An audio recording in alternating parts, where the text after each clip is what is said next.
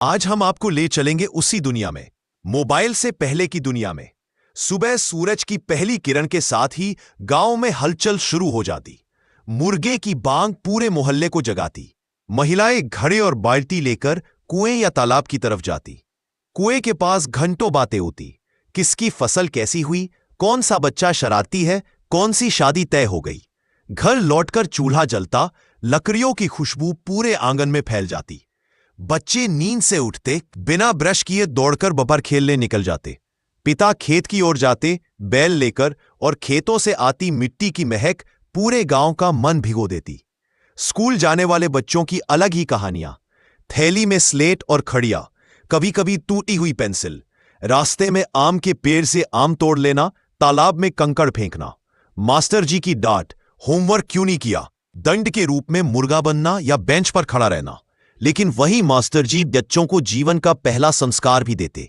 छुट्टी होते ही बच्चे पूरे मोहल्ले में खेल फैलाते।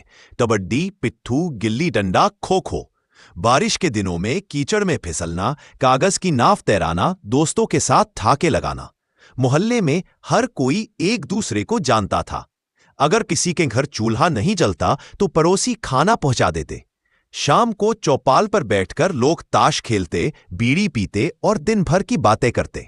महिलाएं आंगन में मिलकर अचार डालती, पापड़ बनाती। बच्चों का झगड़ा भी पूरे मोहल्ले का मसला बन जाता और बुजुर्ग बीच बचाव कराते। किसी के घर मेहमान आ जाएं तो पूरा मोहल्ला उनकी सेवा करता। शादी ब्याह का नजारा अलग ही होता। बारात गांव भर की होती, सब मिलकर सजावट करते। दुल्हन को विदा करते समय पूरा गांव रो पड़ता। जन्मदिन या खुशी के मौके पर सभी मिलकर मिठाई बांटते। कोई दुख हो तो पूरा मोहल्ला मदद के लिए खड़ा हो जाता।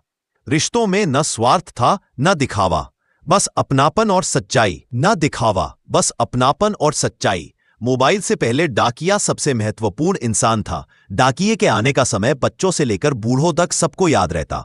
बेटे की चिट्ठी, प्रेमियों की चिट्ठियां जिन पर इत्र की खुशबू होती।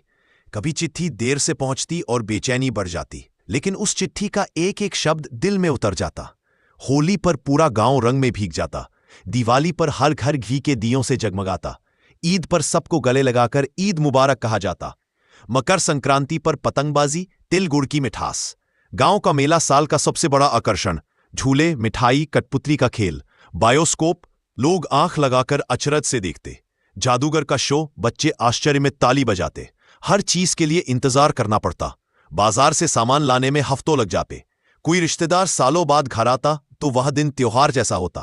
रात को लोग लालटेन की रोशनी में बैठते, तारे गिनते और दादी नानी की कहानियां सुनते। लोग कम साधनों में भी खुश रहते थे। खेतों की सरसराती हवा, तालाब में बगुले, पेड़ पर झूलते झूले। बारिश में मिट्टी की महक, धान की रोपाई, लोकगीत, भजन, रामलीला और नौटंकी। ग्राम पंचायत का जमावड़ा, जहां बड़े बुजुर्ग समस्याएं सुलझाते। बच्चे लोक कथाओं और गीतों से संस्कार सीखते। आज मोबाइल ने दुनिया बदल दी है। हर चीज आसान हो गई है, लेकिन रिश्तों की गहराई, धैर्य और अपनापन कहीं खो गया है। मोबाइल से पहले की दुनिया हमें याद दिलाती है कि असली खुशी भौतिक चीजों में नहीं, बल्कि रिश्तों, सादगी और मिलजुल कर जीने में है। अगर हम उस दौर से कुछ सीखें तो आज मोबाइल के साथ भी जिंदगी खूबसूरत बनाई जा सकती है।